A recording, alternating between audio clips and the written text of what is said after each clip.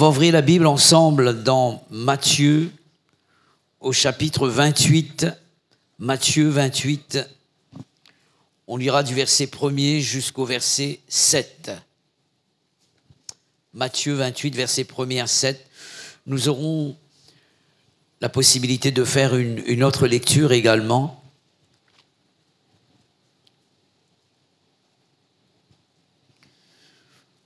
Voici ce que nous avons comme information après le sabbat, à l'aube du premier jour de la semaine, c'est-à-dire dimanche. Marie de Magdala et l'autre Marie allèrent voir le sépulcre. Et voici, il y eut un grand tremblement de terre, car un ange du Seigneur descendit du ciel, vint rouler la pierre et s'assit dessus. Son aspect était comme l'éclair et son vêtement blanc comme la neige. Les gardes tremblèrent de peur et devinrent comme morts.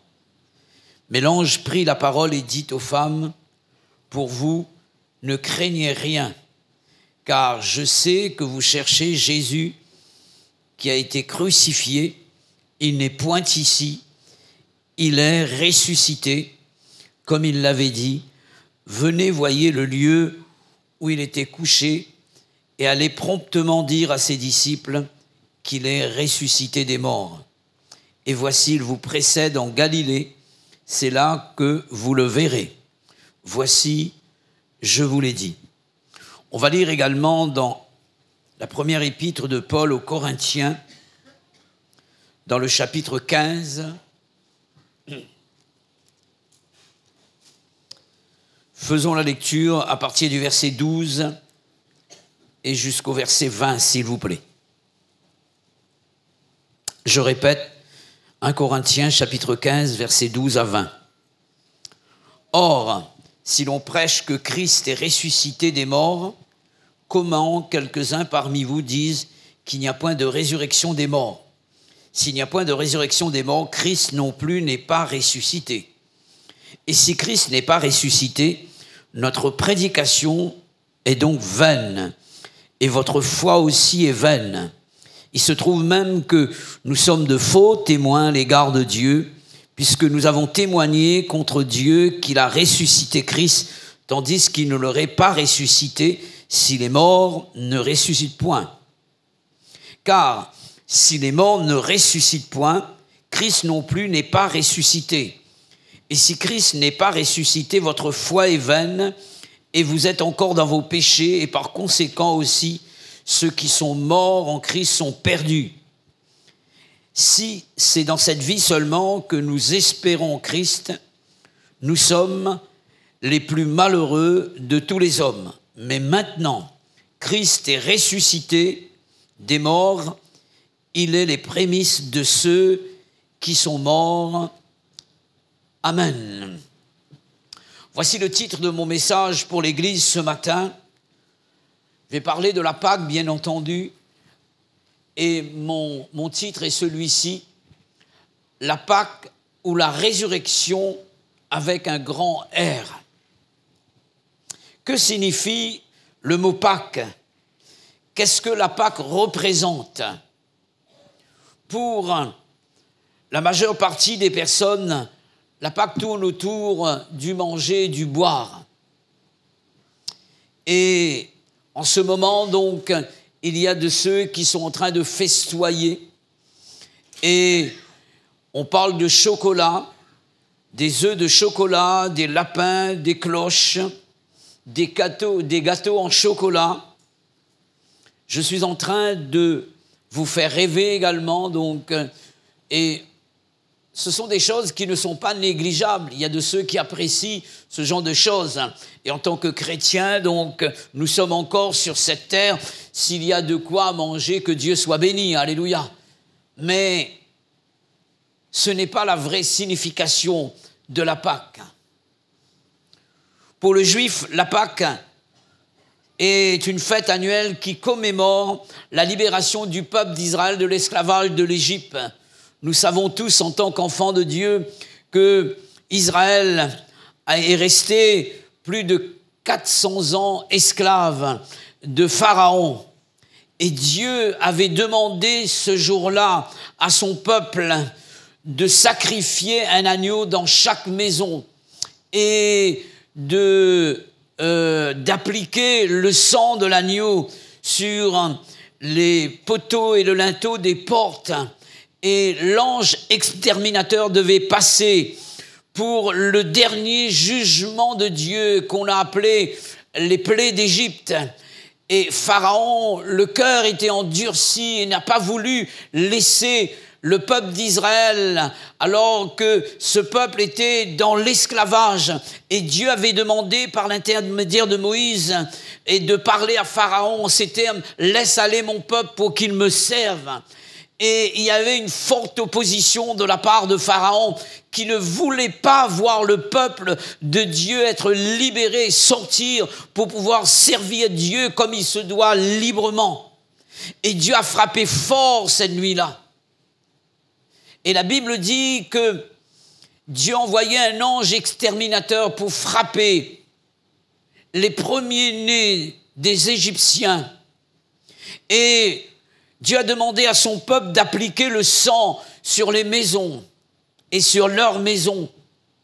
Et lorsque l'ange exterminateur est passé, les maisons des Israélites sur lesquelles il y avait du sang, le sang de l'agneau, étaient préservées, sauvées. Et Dieu passait au-dessus de cette maison, d'où le mot Pâques, passer au-dessus. Le jugement n'est pas tombé sur le peuple de Dieu. Et actuellement, les Juifs fêtent cette fête de la libération de l'esclavage. Le peuple d'Israël, fête cette libération de l'esclavage de l'Égypte. Il fallait qu'un jugement tombe sur l'ennemi du peuple de Dieu. Il est question de commémoration. J'aimerais vous parler du croyant religieux. La Pâque, c'est une semaine qui retrace l'histoire de Jésus avant la croix, qui retrace sa crucifixion et aussi sa résurrection. On appelle cela faire ses Pâques, au pluriel. Et ça se renouvelle tous les ans à cette période. On appelle cela également la passion du Christ. C'est une semaine de deuil qui arrive juste après le dimanche de Rameaux. Et on appelle ça une semaine de carême également. Et ensuite, il y a cette histoire, on rappelle la mort et la résurrection de Jésus. Ce n'est qu'un simple souvenir. Pour le chrétien authentique, et je m'adresse à chacun d'entre nous, et je m'adresse à ceux également qui ne connaissent pas Jésus. La Pâque n'est pas seulement le manger, le boire. Elle n'est pas une simple commémoration. Encore moins, la Pâque n'est pas une histoire. Car Jésus n'est pas seulement une histoire. Jésus est une réalité. Jésus est la vérité. Notre Pâque à nous, en tant que chrétiens authentiques, porte un nom. Alléluia. Et c'est un nom. C'est le nom de Jésus. Alléluia. Et ce matin encore, j'aimerais vous parler de lui. Il est question de lui dans toute la Bible, depuis la Genèse jusqu'à l'Apocalypse. Il est le bélier d'Abraham. Il est le chantre de l'Éternel qui chante Alléluia dans Cantique des Cantiques. Il est le pain de vie dans le Nouveau Testament. Il est la résurrection et la vie. Il est la porte du ciel. Il est le bon berger. Il est l'agneau de Dieu. Et dans toute la Bible, si nous sommes sensibles à la parole et à l'esprit de la parole, nous devons être en contact avec une seule personne, c'est la personne de Jésus. Voici ce que l'apôtre Paul va dire à ce sujet en ce qui concerne la Pâque en rapport avec la personne de Jésus dans 1 Corinthiens chapitre 5 verset 7. Christ est notre Pâque et il dira et notre Pâque a été immolée. Alléluia.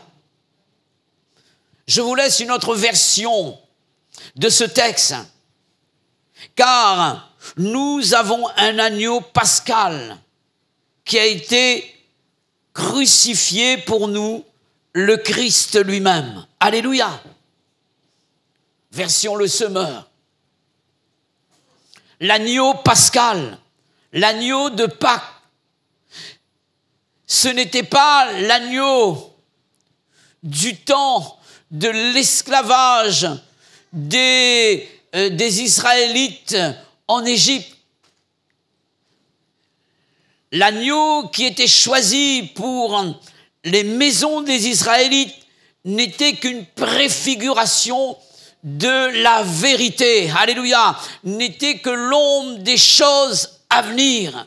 Mais la Bible dit que la réalité, elle est en Christ. L'agneau pascal, c'est Jésus lui-même. Alléluia. Et c'est avec raison que Jean-Baptiste, présentant le Christ, va dire ceci: voici l'agneau de Dieu qui ôte le péché de l'humanité. Alléluia. Il est question de lui lorsque la Bible, dans l'Ancien Testament, nous parle de toutes sortes de sacrifices qui étaient offerts. Alléluia. Il est dit que l'agneau pascal a été crucifié. Amen.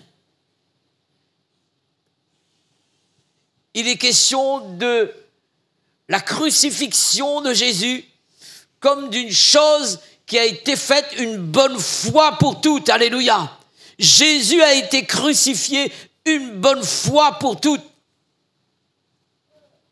Cela veut dire que, en fait, le sacrifice de Jésus a été accompli. Alléluia. Et ce n'est pas qu'un souvenir. Tout a été accompli par le sacrifice de Jésus. Il est dit, il a été sacrifié. Ce n'est pas tous les ans qu'on va sacrifier Jésus. Il a déjà été sacrifié. Dieu a déjà pourvu pour nous. Alléluia. Sur la montagne, il est dit que l'Éternel a pourvu. Il est question du mont de Golgotha. Alléluia. L'agneau pascal qui a été crucifié pour nous. Alléluia. Cela veut dire que Dieu est de notre côté lorsqu'il offre Jésus sur le mont Golgotha. Le sacrifice de Jésus à la croix veut dire que Dieu est pour nous. Alléluia. Dieu est pour nous. Dieu n'est pas contre nous. Dieu est pour nous. Et l'amour manifesté à l'égard de l'humanité, l'amour de Dieu, c'est l'œuvre que Jésus a accomplie pour nous à la croix du Golgotha. Et nous en sommes les bénéficiaires. Alléluia.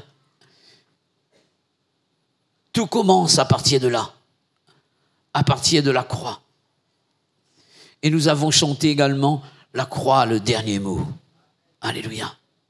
Le dernier mot sur nos maladies, sur nos problèmes, sur nos difficultés, sur nos soucis, sur notre âme perdue qui a besoin d'être sauvée.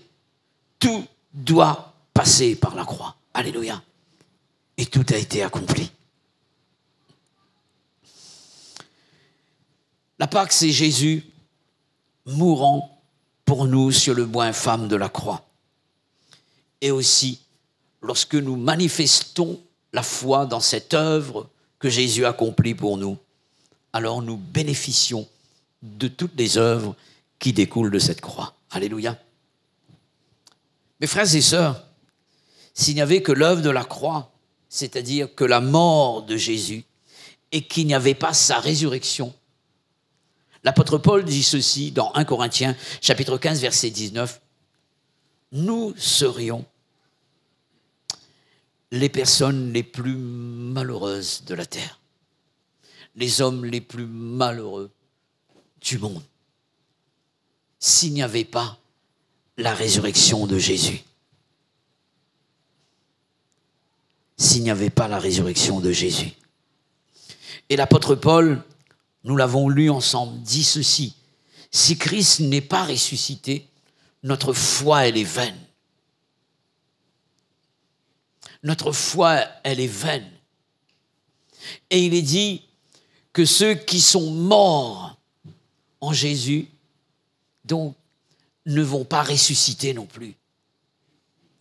Notre prédication, elle est vaine si Christ n'était pas ressuscité. S'il n'y avait que la mort de Jésus et qu'il n'y avait pas sa résurrection, ce que je suis en train de dire ce matin, la parole, la prédication que j'annoncerai ne serait d'aucune valeur si Christ n'était pas ressuscité. Si Christ n'était pas ressuscité, personne n'aurait pu bénéficier de la guérison par rapport à l'œuvre de la croix. Si Christ n'était pas ressuscité, il n'y aurait point de personnes sauvées. Si Christ n'était pas ressuscité, il n'y aurait pas eu de baptême dans le Saint-Esprit. En fait, si Christ n'était pas ressuscité, notre culte ce matin n'aurait aucune valeur parce que nous serions en train d'adorer un Dieu qui est mort. Mais la Bible déclare ceci, alléluia, que Christ a été crucifié, mais il n'est pas resté au tombeau, il est ressuscité. La Pâque, c'est la crucifixion de Jésus suivie du dimanche matin. Il y a eu un vendredi où il y a eu des pleurs, où il y a eu de la tristesse, où il y a eu des larmes, où il y a eu de l'incompréhension, où il y avait toutes sortes de situations difficiles. Le vendredi était là, mais dimanche est venu. Alléluia. Nous vivons dans ce dimanche de la Pâque, non pas un jour, mais il est question de notre vie avec le Christ. Alléluia. Parce que Christ est ressuscité. Nous vivons la Pâque. Nous vivons la Pâque. Nous vivons la résurrection de Christ. Nous vivons cette sorte de vie qui appartient à Jésus. Une vie supérieure en qualité et en quantité, en gloire et en puissance. La vie de résurrection. Alléluia. La vie de résurrection. Christ est réellement ressuscité, mes frères et sœurs. Nous ne servons pas un Dieu mort. Jésus n'est pas resté à la croix. Il n'est pas resté à la croix. J'aimerais vous parler de la résurrection de Jésus. C'est plus facile, vous avez remarqué, de croire dans la mort de quelqu'un plutôt que de croire dans sa résurrection. Si on vous dit qu'un frère est décédé, vous allez dire, j'y crois. Mais si on dit que ce frère est ressuscité, alors certains vont dire, est-ce vrai? Et souvent, lorsqu'on parle des personnes qui ont vu, et ce sont des expériences que des personnes ont vécues, des personnes qui ont vu un membre de leur famille être ressuscité, parfois on est sceptique. On se dit, mais peut-être que le cœur battait encore un petit peu, le cerveau fonctionnait encore un peu, peut-être que, il y avait encore un espoir, on n'a pas su analyser la chose, peut-être que. Et ça a été pareil pour Jésus, malheureusement. Ça a été pareil pour Jésus. Ça a été la même chose. Aucun de ses disciples, m'entendez-vous, n'a cru dans sa résurrection. Alors que les preuves étaient bel et bien présentes. Personne n'a cru au départ. Tous ont douté de la résurrection de Jésus. La pierre avait été roulée.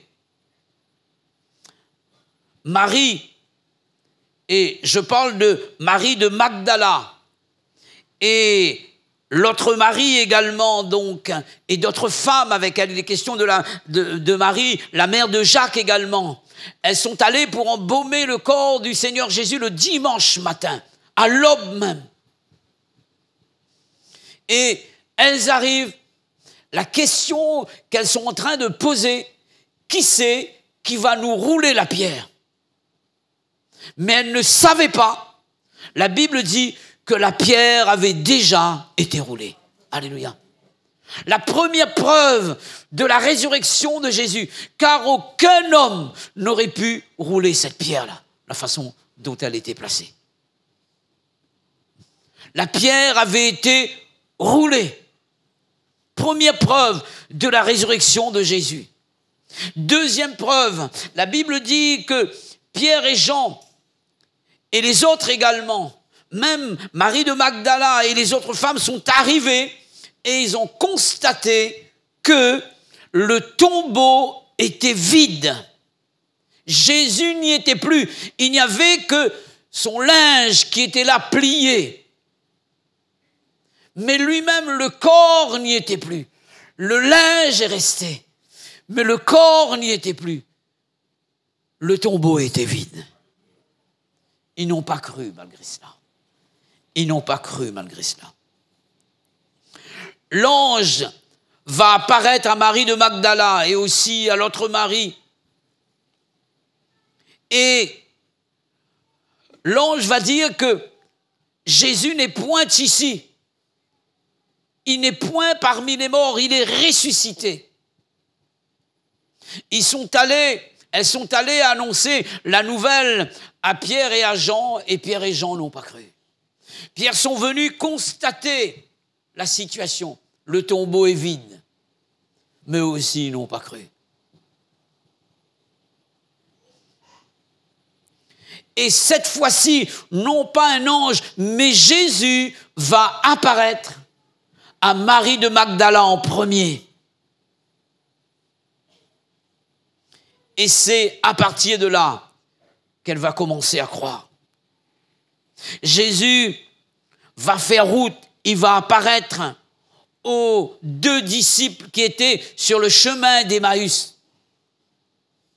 La Bible dit ceci, que leurs yeux étaient empêchés de les voir à cause de quoi? De l'incrédulité. Jésus marche avec eux. Jésus discute avec eux. Ils entendent la voix de Jésus. Ils voient le corps de Jésus. Ils n'y croient pas. Jusqu'à un moment donné où Jésus entre chez eux et prend le pain et rompt le pain. C'est à partir de ce moment-là que leurs yeux s'ouvrirent. Alléluia. Il n'est pas question des yeux de leur chair, de leur corps, car Jésus ne se voit pas avec les yeux du corps, mais avec les yeux des cœurs. C'est pourquoi nous avons chanté au commencement de ce culte, « Ouvre les yeux de mon cœur pour que je te voie, pour que je croie dans ce que tu es, je crois dans ce que tu es capable de faire, je crois que tu es présent au milieu de nous ce matin, je crois que tu es ressuscité. » Alléluia. Nous avons besoin d'avoir un cœur touché et aussi un cœur disponible et disposé, un cœur ouvert pour pouvoir voir Jésus et réaliser qu'il est réellement ressuscité. Malgré toutes les preuves qui étaient là pour témoigner de la résurrection de Jésus, personne n'a cru du premier coup. On dirait que le disque dur était mort. Je parle de la mémoire de ses disciples. Et ce sera la phrase de transition pour vous parler d'une deuxième résurrection. J'aimerais vous parler de la résurrection de la mémoire des disciples. On va lire ensemble dans Matthieu, chapitre 28, versets 5 à 6. C'est pourquoi mon titre, c'est la Pâque ou la résurrection avec un grand R. Matthieu 28, versets 5 à 6.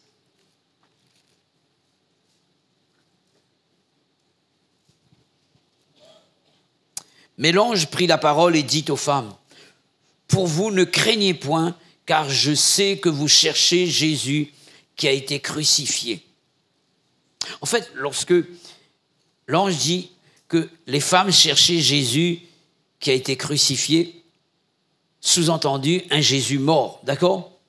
Chercher le corps de Jésus. On va poursuivre. Il n'est point ici, c'est-à-dire son corps. Il est ressuscité des morts. Il est ressuscité des morts. Et voici, il vous précède en Galilée, c'est là que vous le verrez. Alléluia. Il est dit ici, c'est là que vous le verrez. Et il n'est point ici, il est ressuscité, et voici le mot qui m'intéresse, ou bien la portion de phrase qui m'intéresse, comme il l'avait dit. Amen. Comme il l'avait dit. Jésus avait parlé à ses disciples et aussi à ces bonnes femmes de la résurrection de Jésus. Elles étaient également disciples du Seigneur Jésus.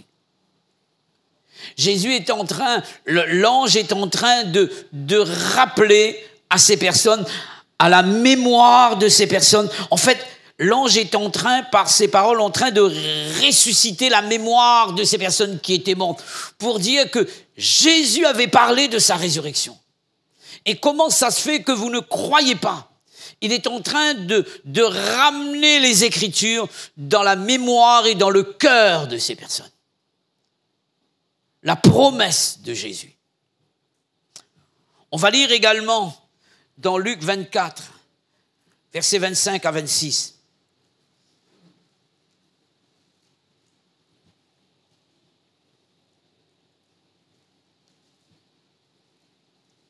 Et là, il est question des disciples d'Emmaüs.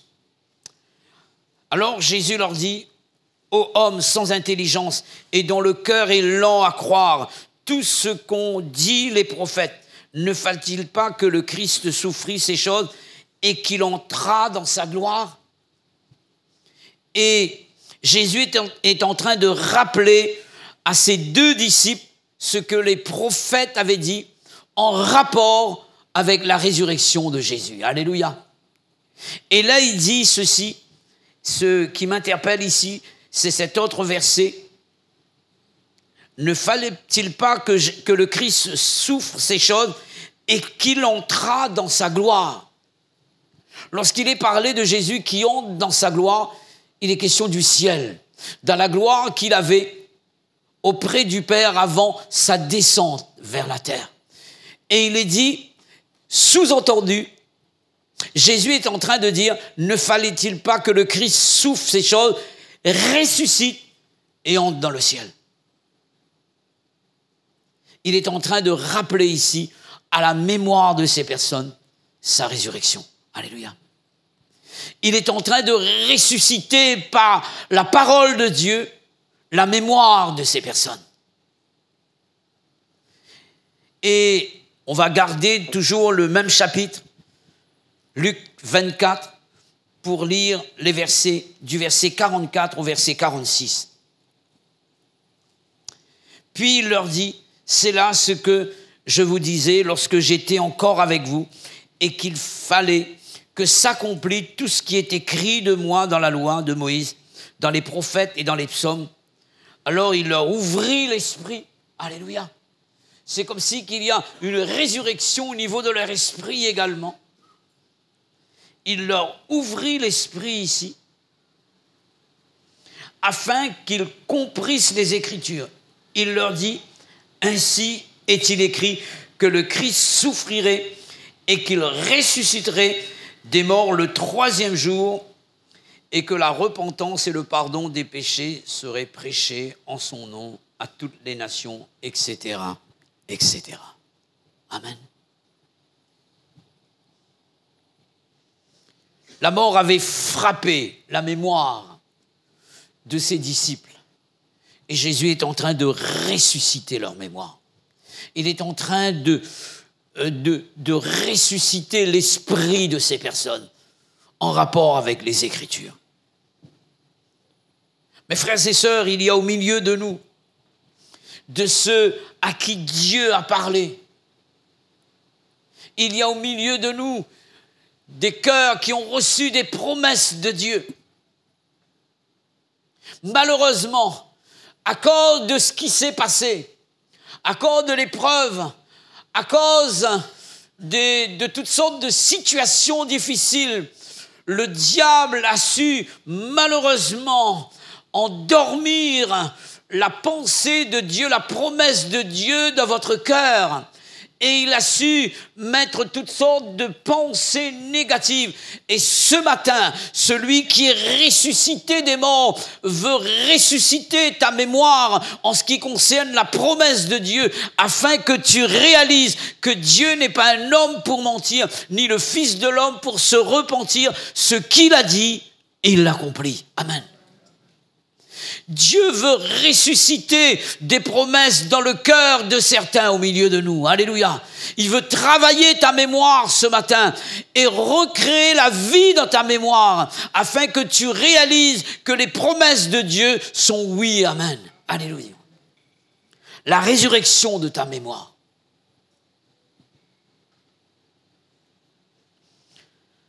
Nous sommes faciles à oublier, vous avez remarqué? Lorsque l'épreuve est là. À cause de la croix, que j'appellerais l'épreuve entre guillemets, la promesse de la résurrection a été enlevée par le diable dans le cœur de ces personnes. Le diable a su dire à ces personnes, c'en est fini de votre maître. C'en est fini. C'est fini. Alors, ne pensez plus à ces promesses qu'il avait laissées dans votre cœur. Il faut tracer un trait sur ces promesses-là. C'en est fini. Cette promesse, elle est morte. Mais lors de la résurrection de Jésus, Jésus arrive pour ressusciter les promesses. Alléluia. Pour ressusciter les promesses.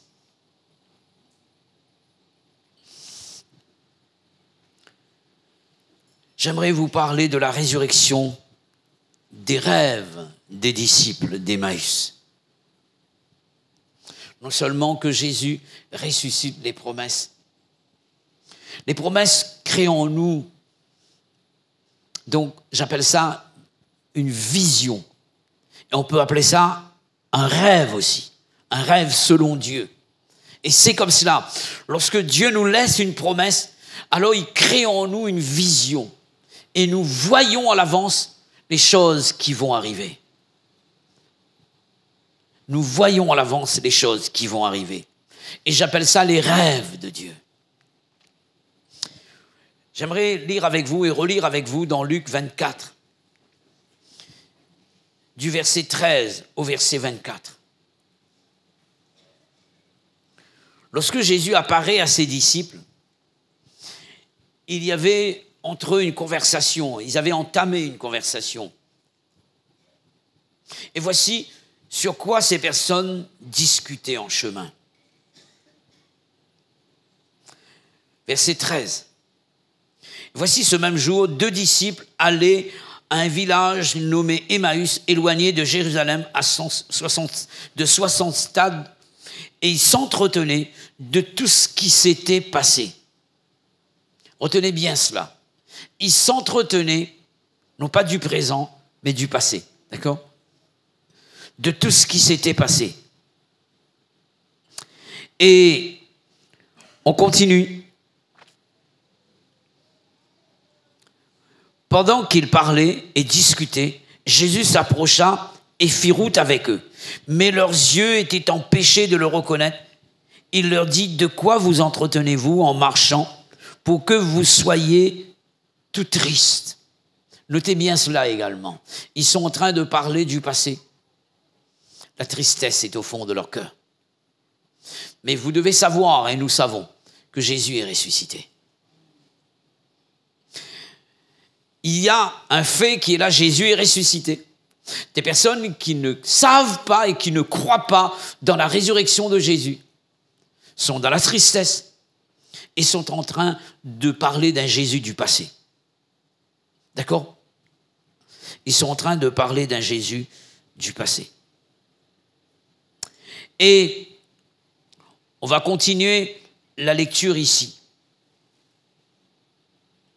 L'un d'eux, nommé Cléopas, lui répondit: es-tu le seul qui, séjournant à Jérusalem, ne sache pas ce qui est arrivé ces jours-ci?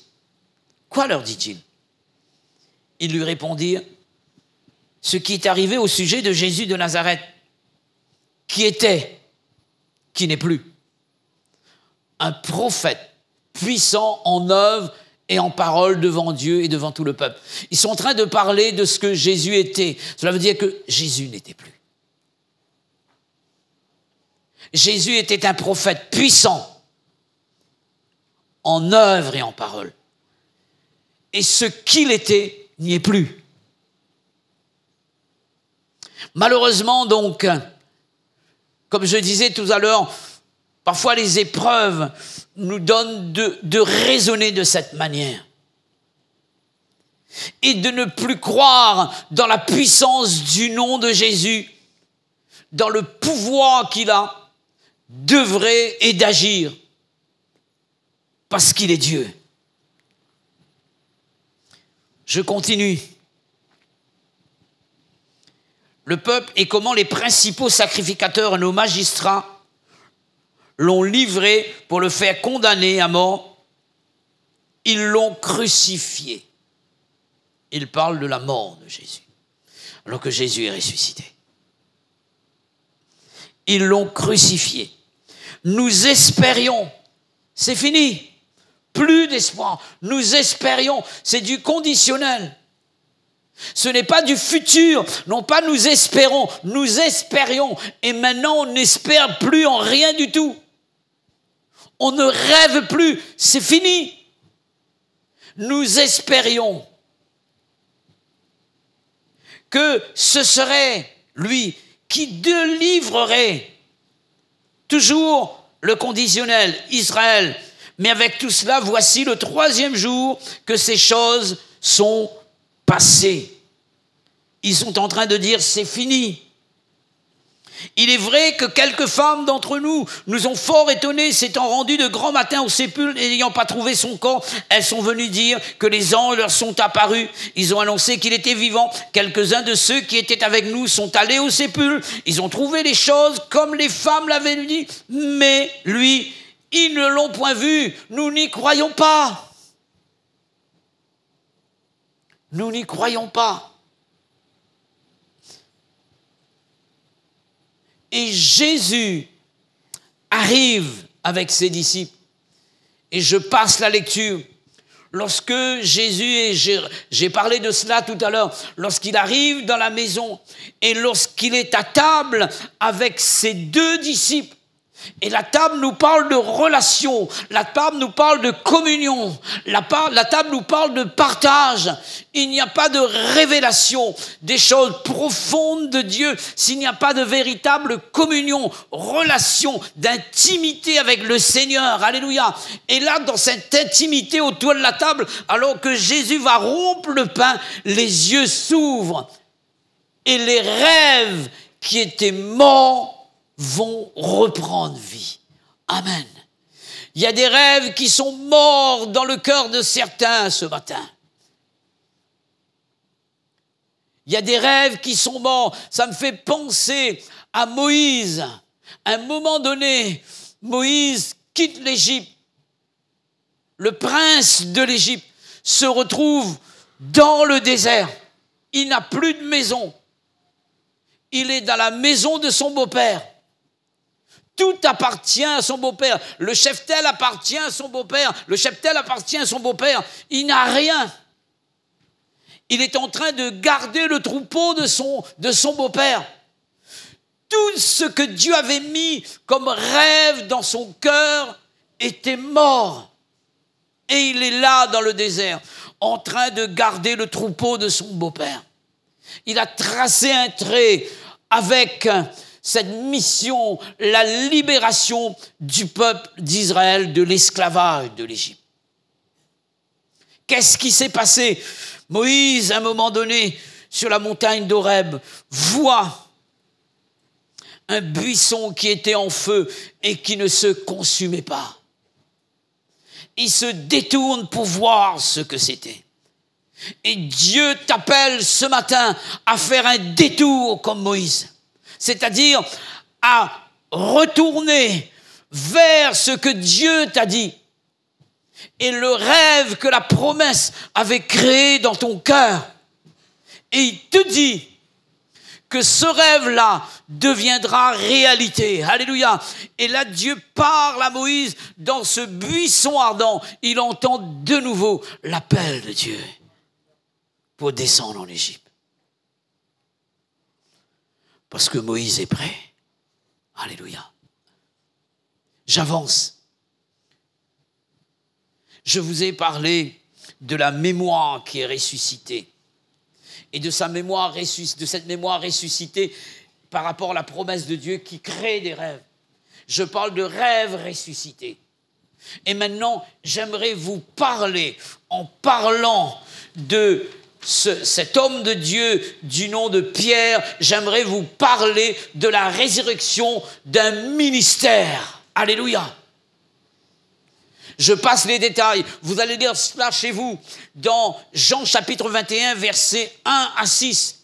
La Bible parle que Jésus va apparaître de nouveau à ses disciples sur la plage de Tibériade.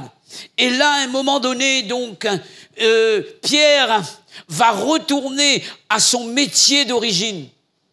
Vous savez que Pierre était marin-pêcheur. Et Dieu l'avait appelé, Jésus l'avait appelé pour qu'il soit pêcheur d'hommes, prédicateur de l'évangile. Et là, la mort de Jésus, le doute dans son cœur, lui qui ne croit plus dans la résurrection, qui ne croit pas dans la résurrection, il a repris son métier pour dire que le ministère est terminé, le service est terminé.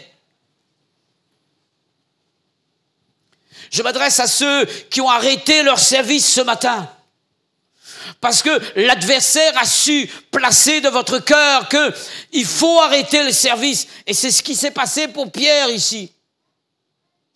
L'adversaire va lui dire, retourne à ton métier d'origine. Arrête de parler de Dieu. Arrête ton service. Et là, à ce moment bien précis, Jésus apparaît. Une deuxième fois, il apparaît à ses disciples sur la plage de Tibériade. À un moment donné, Pierre est en train de pêcher. Et Jésus va leur dire, jetez vos filets du côté droit de la barque pour pêcher. Et ils jettent le filet. Qu'est-ce qui se passe? Le renouvellement d'un miracle. Le même miracle qui a permis à Pierre de donner son cœur à Jésus et de s'engager dans le ministère.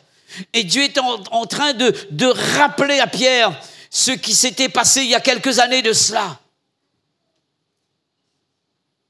À un moment donné, il va prendre Pierre à part. Et il va dire, Pierre, m'aimes-tu plus que ne m'aime ceci? Il va parler des autres disciples. Parce que Pierre avait dit à Jésus, je t'aime plus que les autres. S'il faut mourir avec toi, je suis prêt à mourir avec toi. Tous vont t'abandonner. Moi, je suis différent d'eux. Je t'aime plus que les autres. C'est pourquoi Jésus va lui dire, Pierre, m'aimes-tu plus que ne m'aime ceci? Il va dire, Seigneur, tu sais que j'ai de l'affection pour toi. L'amour humain, l'amour sentimental. Une deuxième fois, Jésus va parler à Pierre en utilisant un autre mot que celui que Pierre avait utilisé. Pierre, m'aimes-tu? Et il parle de l'amour agapé, l'amour divin. Pierre dira, tu sais que je t'aime, de l'amour sentimental. En deux fois. Et troisième fois, Jésus va dire à Pierre, m'aimes-tu? Mais il va utiliser la troisième fois le même mot que Pierre. M'aimes-tu de l'amour sentimental? M'aimes-tu qu'à partir des sentiments? Et Pierre va être attristé que Jésus va utiliser le même mot que lui. Et il va dire, tu sais toutes choses. tu sais que je t'aime. Et il utilise le même mot que Jésus, de l'amour agapé.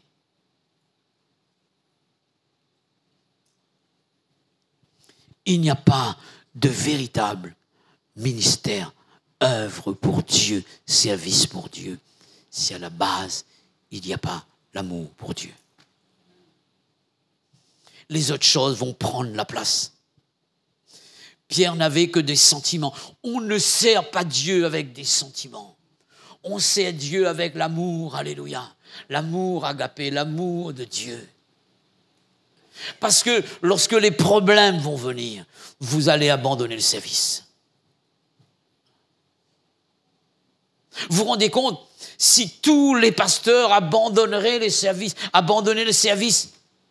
parce qu'il y a des problèmes à résoudre. Si tous les pasteurs qui ont existé fuyaient les problèmes et abandonnaient le ministère, vous n'auriez plus de bergers. Heureusement qu'il y a de ceux qui, malgré les vents contraires, malgré les problèmes, malgré les difficultés, malgré les mauvaises paroles, malgré les critiques, sont toujours debout et servent le Seigneur. Alléluia.